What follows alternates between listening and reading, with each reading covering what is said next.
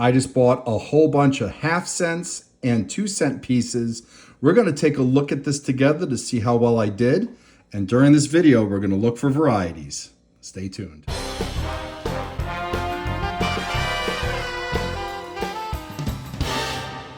Hey collectors, thanks for watching. I'm the collector of coins, and that's right, as I said in the introduction, I just bought a large number of half-cents and 2-cent pieces.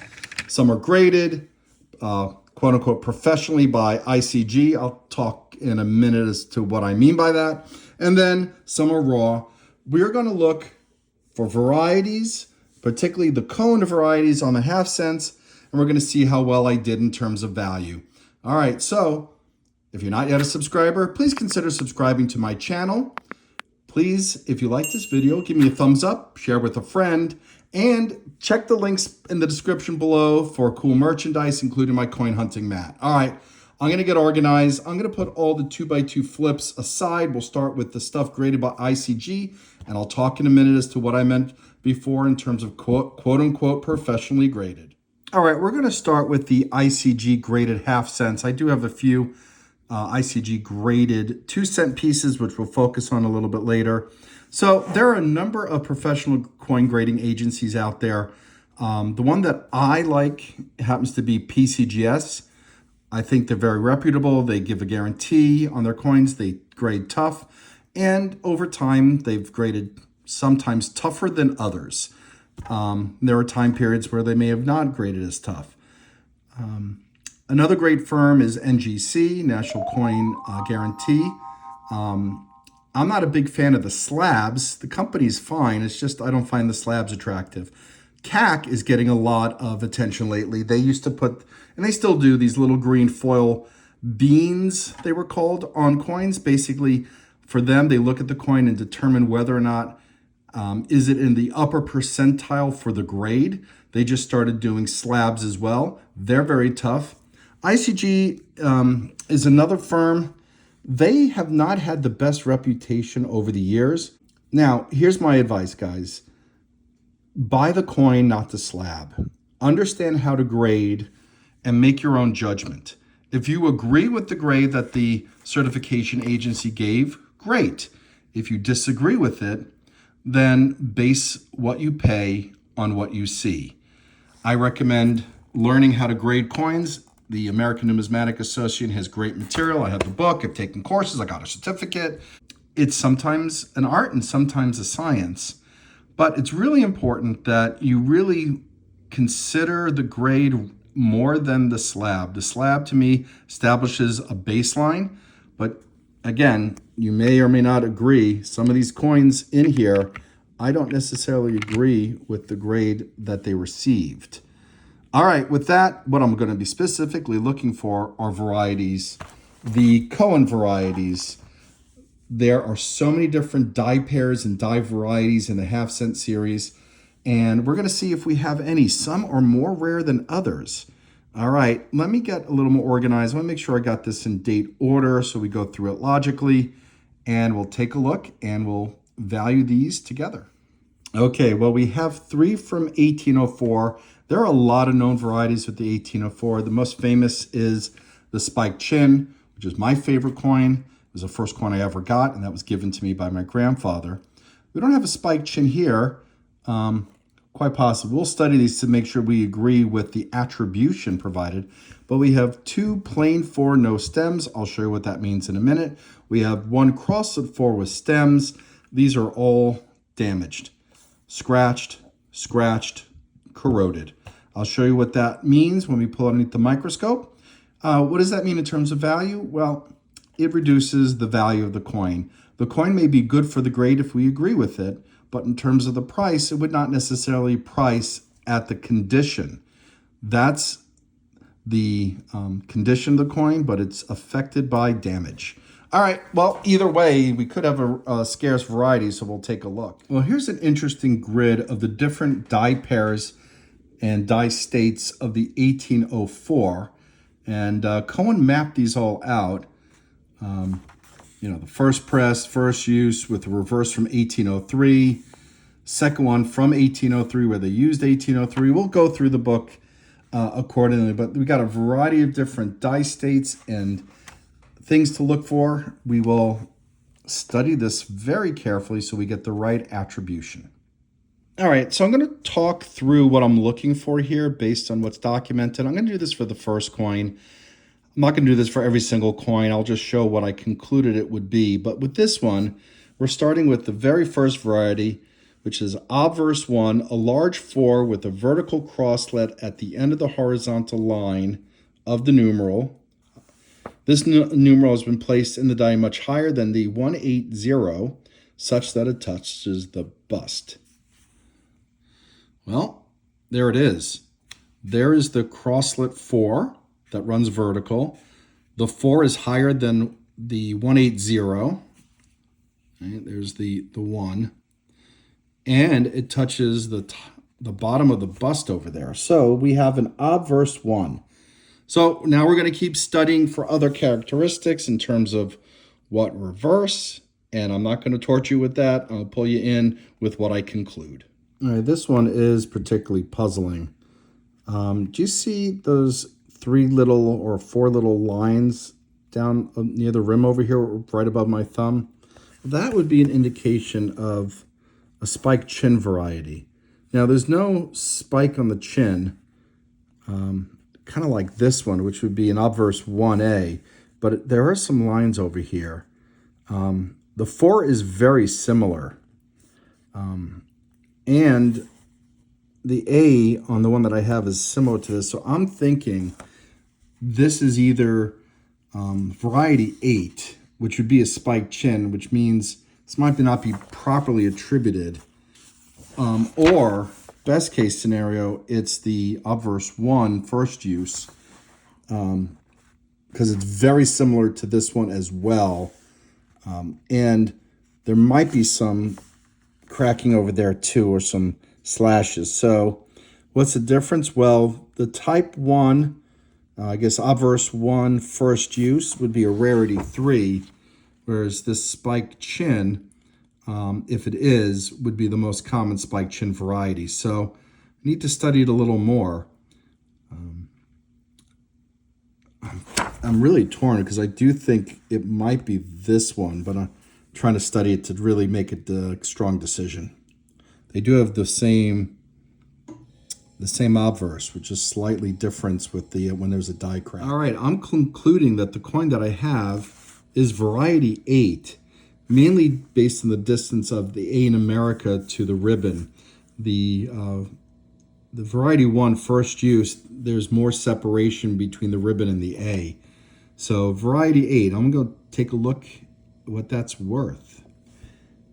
G6 details, so I would value this in terms of cost 1 grade below, given the fact that there's some damage. Okay, value-wise, this designation, crosslet 4 stems, and variety 8 spiked chin, they're worth the same. Maybe around $100 at G4. So, all right, not bad. I'm going to put down variety 8 on a little sticker here so I remember. Or C8 for Cohen 8. All right, we're going to look at these two 1804 plain 4 no stems to figure out what cone variety these are. Oh, these are much easier because the plain 4 stemless is really just one variety. And it's a rarity 1, so it's pretty common. All right, we're going to now move on to the 1805 half cent. This was assigned a grade of fine 12. It's close. I mean, this was probably more VG10, but it's very close to fine. And this is listed as large 5 with stems. And we will see the varieties here. So first one is stemless. Second one has a small 5. And then let's take a look here. Whoop. Stems.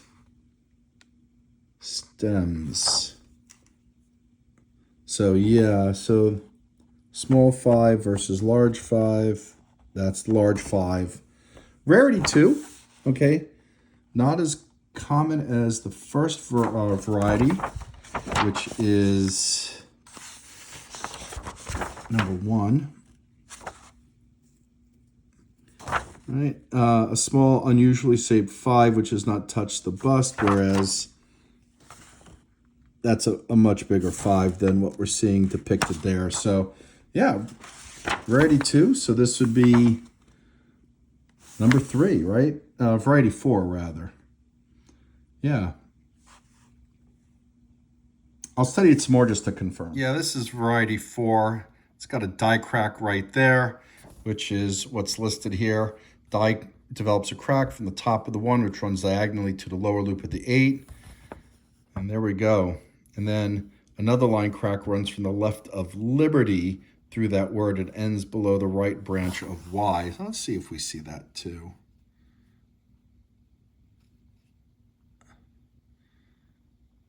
A little harder to tell.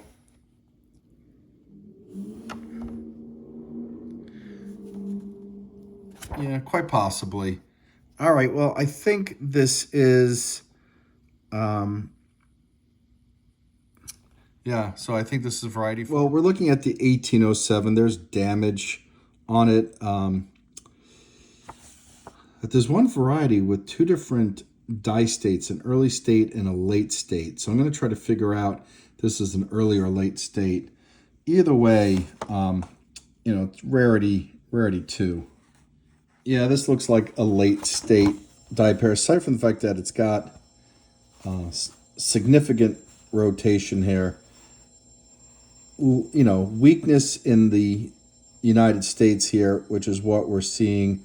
I mean, there is definitely damage, that gouge, but this is a late state die pair for sure. Well, this one is a clear variety of a 9/6.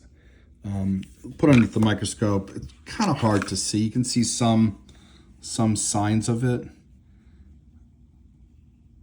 That 9 has definitely been punched over something. The 9 does not look quite right. If you look at the shape of the right there, compare it with this 9. Well, hard to tell. This example is corroded, but this is not the 6/9. Let's take a look again. Maybe you can see it as well. Just something going on definitely right here. Now, that being said, this one here is hard. I'm having a hard time attributing it. I think it's mainly because of the corrosion. It's hard to pick up any of the die cracks. Well, you have a couple of additional ones here. They all have problems. This one has been whizzed. Look at the cleaning on that one. You just tell by the weird color. Really nice details. Only one variety known in that one. These two have a couple of varieties available. However, they have the same rarity and have the same value. So, but I forgot about this 1805, medium 5, which I think would be a small 5 stemless. I'll go take a look at that variety. This one might be something interesting. All right, well, this one is the variety 1, which is pretty common. The most common, in fact, and easily available. Well, we went through all the ICG graded coins, didn't see any rare varieties. We have some 2 cents in here, but there's a whole bunch of half cents that we're going to examine and look to see if we have any varieties that have a rarity above just the most common one that we'll find. I'm not expecting that we're going to find one, but you never know. All right, well, hope you're enjoying this video. I'll bring you in as we look at these. In the meantime, if you're curious between the value and what I paid, I try to get anywhere between 20 and 30% margin to cover my costs. So I'm looking at probably around 25% margin if I'm successful at selling them for what I think I can get for them. All right, we'll take a look at these in a moment. All right, well, we have some of the loose ones that are in the 2x2 flips. We're going to take a look to see if any of these are varieties. I'll pull you in if we have anything interesting. I think the oldest one here is from 1800. It's in rough shape, though.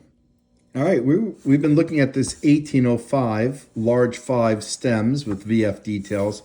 There is some damage to the right of the Liberty. It's a nice coin, VF details. But based on what I've seen here, this is a variety 4, rarity 2. It exhibits all the signs of the die cracks that are described here. including the large 5 that touches the bust of Liberty. So this is a pretty nice coin. It's worth a couple $100. And we got another example that we're going to study to see what variety this is. This also looks like it's in VF condition. I'll study if there's any corrosion. All right, well, there is some corrosion on the coin, which is very common for these early American copper. This has the die break on the L, same die break on the 1. This might also be the same variety that we've just seen. Yeah, there's some damage, unfortunately. Let's get that back into focus. All right, I think we got another example of the same coin. All right, we have another example, but this time this one is stemless. I'm going to take it out of flip so I can study this a bit better to figure out which Cohen variety this one is. Well, it turns out that this one is a variety 1, less rare than the other 2. Still a nice coin in, I believe, fine condition. Hey, collectors. Well, I hope you enjoyed going through this collection of half cents as I did. And I wish you happy collecting, and thanks for watching.